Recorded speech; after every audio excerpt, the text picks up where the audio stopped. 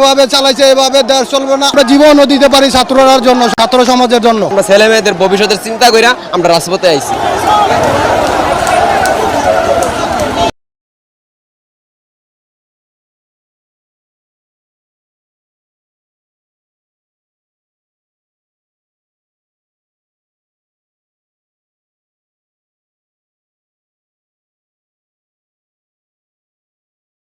Hello, আসসালামু আলাইকুম। এবার এক দফা দাবিতে রাজপথে নেমে পড়লো রিক্সাওয়ালারা। আসলে এই কোটা আন্দোলনের যে এক দফা দাবি নিয়ে শহীদ মিনার যে মিছিল হচ্ছিল সেখানে সমর্থন দেয় এবার রিক্সাওয়ালারা।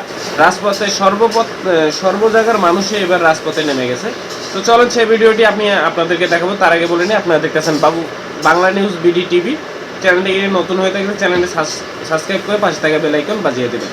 আর যারা অলরেডি সাবস্ক্রাইব করেছেন সবাইকে অসংখ্য ধন্যবাদ। তো চলেন ভিডিওটি দেখি। এভাবে চালাইছে, এভাবে দেশ চলবে না। আমরা জীবনও দিতে পারি ছাত্ররার জন্য, ছাত্র সমাজের জন্য। আমরা ছেলে মেয়েদের ভবিষ্যতের চিন্তা করে আমরা রাজপথে আইছি।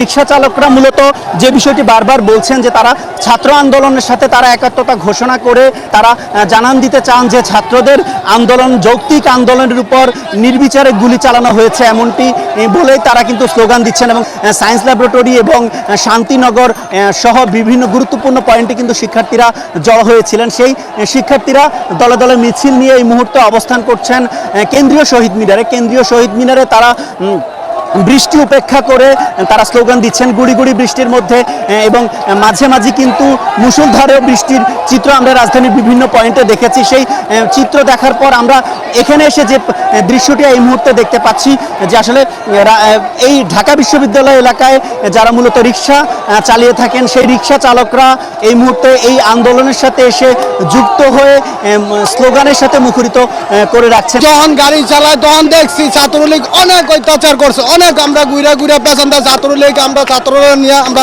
গাড়ি দিয়ে নিয়েও আমরা দূর করে বাঁচাইছি।